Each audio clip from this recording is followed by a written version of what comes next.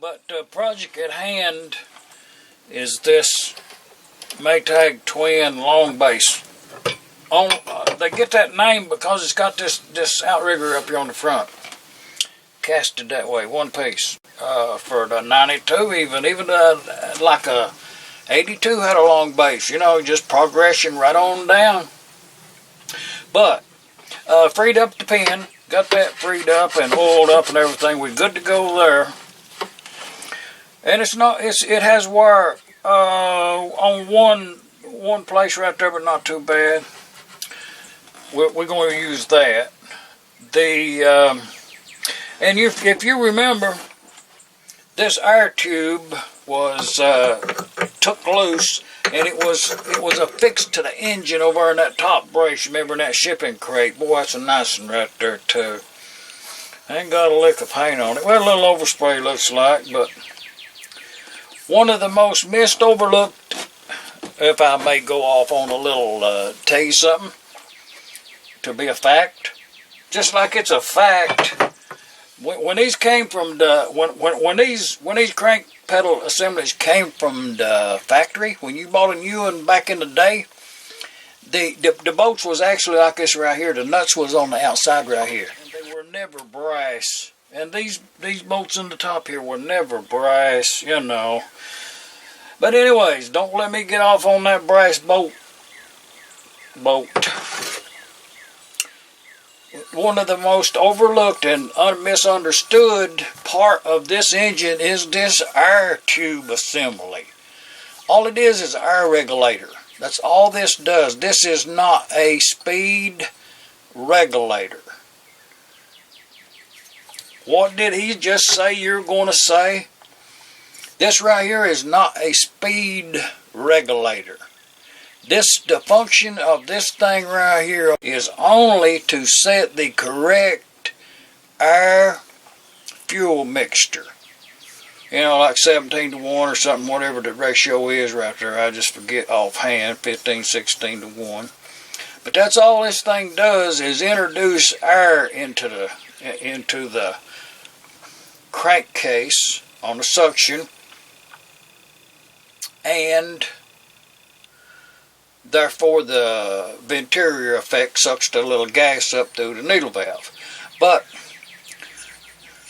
speed control is not the function of this. The proper way to do this without me starting up an engine, at least you can't hear me now, you know, I mean, I don't talk much anyway, but the correct way to do this, and before I forget it, the number one problems with these engines in just running in general is this pipe right here is not sealed up. This pipe on the outside here has to be airtight. With that said, I'm just going to keep this engine right here as a display. So I'm going to put that in there. And it fits around that little, if that interior is a little bit tall, then the bottom of this right here can form around it. And but I'm just put it back on here because I'm not going to take this engine. I'm not going to start the engine, I don't think. But I'm going to put that on there securely, and it's tight. But if I was to ever rebuild it, I would definitely put a sealer there. Definitely, no questions. So far, the only part that's not good on this that I came up on so far is this kick pedal spring. I'm gonna have one. Unplated. Even if you have to wait for it, just wait for it. But and that vent hole right there is quite important. And you go to the trouble of getting you a small wire or a drill bit or something. It don't matter. Wheat straw, if you can get it in there, and poke it in that hole all the way in yonder. You know what I mean? Don't just look in there and think it's open. Oh, make sure that's open with a good little wire right there. And never increase the size of that. That's ample enough. To the same token, back in the day, it was thought Well, just through the years, I guess, in general, drill a hole in that cap right there so it would have a vent in it. And right there was one right there already in operation. But this tube right here, I'll show you something. And somebody says, well, you know, how come you speak up? How come you just don't let it go, you know? And you know what? This engine right here and myself, we're the same age. This engine was built, I think, maybe 1 month different than me. It's the same amount of years old. So, you know, I've got a right to know something about it, just being around long as it has. And that thing right there is on backwards too. I think y'all might have spotted that last time. But it's got the correct washers in there and everything, you know. All the parts are here. But this air regulator right here, quite misunderstood. If you look on the cap right here, you might have to go a turn. You know what I mean? But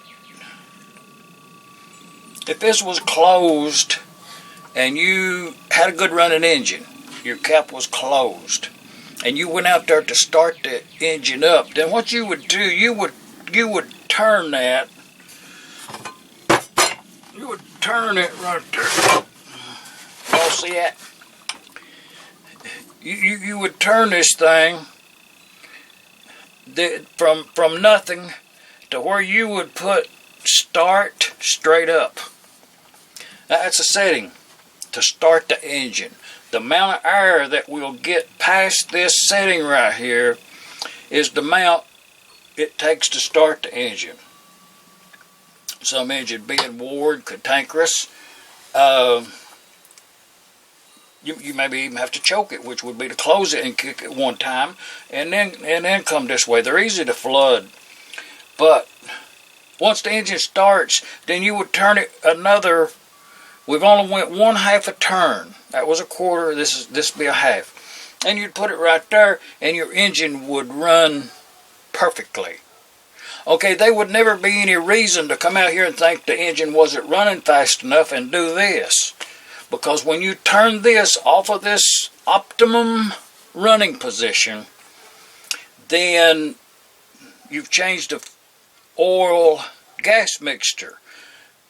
You're not putting them as much as a rich a vapor or as a lean a vapor in the crankcase.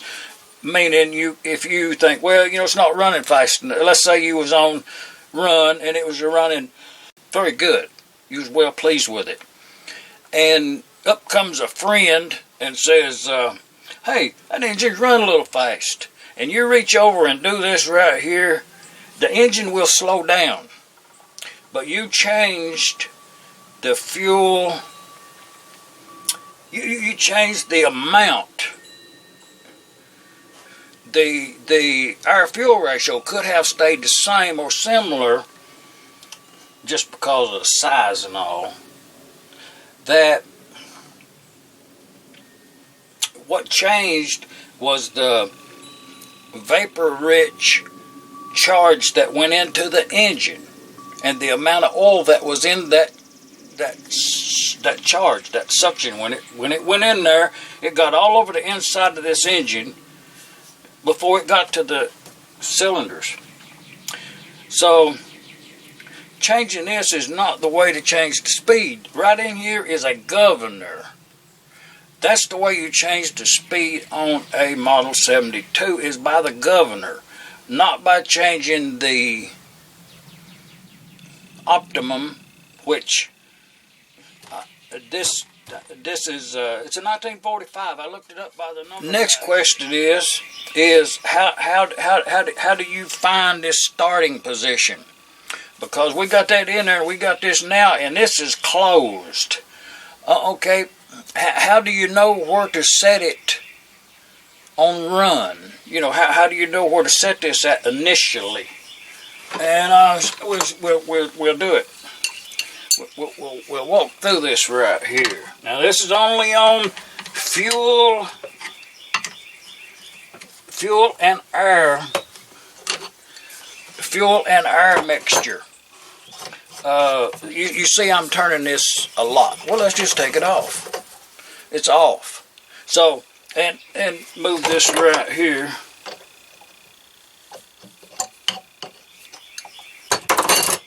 But because if the engine was rebuilt and put back together, then it would probably be a different setting. But let's just say, you know, this is a part we had yonder, and this is a part we had here. And you put this on here. You don't know where your setting is. You don't know where to start this engine at.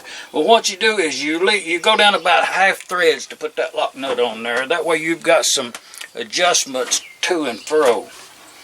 But, okay, let's tighten it up right there. Okay, and now let's tighten up his cap. Okay, when it's tight and everything, and you're looking at it right there, the engine ain't running. You know, it's just sitting there, and it shows a run. Okay, if I was to put that on start, then I would have to go all around here like that, 3/4 of a turn. That's not correct. It's only a 1/4 of a turn. So what you would do from this run position is come a 1/4 of a turn, which is right there, which would be right here. Okay, now you start the engine. Okay, the engine starts and it's run a little bit. Then you need to turn it that other 1/4 of a turn, which will be right here. But there's no riding in sight. It's down, one's on the bottom and one's over there. Nothing up here. But the engine is running great. That's where it needs to be set at. It just runs great right there. You've got a good report on your muffler. Oh, don't get me talking about that muffler. But you've got a good report on your muffler right there. The engine sounds strong and all. So, and on a new rebuild, then you would do this a few times to learn that optimum position. A little oil there from somewhere. So, but we know right there's where the engine runs good. Okay. How do we arrive at this position the next time? What you do is well, actually this was loose on here, no wrench. I'm gripping the body up here, not the cap. You grip that body and turn it, because I had snugged it up a little bit. Okay, you turn that. It's seated up right there now. Now to set this so that you can use it again the next time is you'd put that run on top. I mean, it don't matter which way you go. You know, you can go down or up. Don't matter. I'm going past where it was at just to make a point. But you can go the other way to the extreme that way, because all this is doing is position that and that. Okay, I'm going to tighten it. I'm just going to hold this whole assembly here kind of lightly and tighten this up. Okay, it's pretty tight. Now, to shut the engine down, the engine's running, you know, it's while you was doing this. And you know, if it's right to throw a safety thing in there, well, you're pretty much responsible for your own safety, you know. I'm just saying, if you that's all I'm gonna say about that. The engine's running. You've made your adjustment. Everything's tight. Okay, now to shut the engine down, you would open this up. You would allow it to have too much air. You would allow it to have enough air that the volume didn't have any suction. It's like water in a water pipe, restricted flow. So the engine quits running. Okay, in order not to go very far around, just to show you the point of how to get it going again, I'm just going to go a little bit around, which you would go more than that in order to get the engine to stop. But right there's where it was at. So, you know, the engine stopped. Okay, now I'm going to go all the way back to dead seat. There's the run, there's the start, and there's the dead seat. A 1/4 of a turn around. Okay, now let's say that you come back tomorrow and you want to start the engine up. Then what you would do is turn this Most of the time you have to, well, you shouldn't have to, but you give it a kick with this closed. That gets the crankcase flooding. And then you open up this to start. And then you start the engine. You press the pedal, the engine starts. And then you put it on run. That's the way you adjust that. And that's what that's for. It's not for speed. This is a speed control. You would have this set correctly, and then if the engine is turning too many RPMs or not enough, you would take this out and address the governor weight in there. But all of this governor weight adjustments would have nothing to do with this.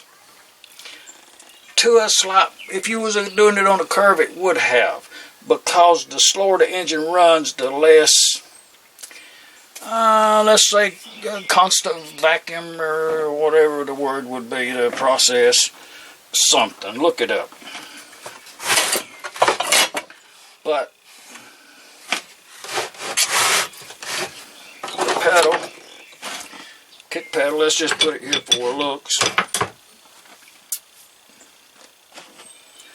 This would have been the shape on this model, this S-type, S-shape with this. Now, and you know that the cover on here was damaged. So what I did is I dug this one right here out. This is an old original cover. It's a good one. It's got some original paint on it, decal. I mean, it's chipped away. It's got the same patina that the engine has as far as that goes, and this is factory original where it would be to match up with the other ones. But it's a glossy finish. This was on an engine of maybe 1 year more or 1 year less, and it was glossy, where this one is wrinkle paint. So I'm going to go ahead and put this one on here because it is such a good condition, original. On standby, when I get one with wrinkle paint on it, I'll replace that.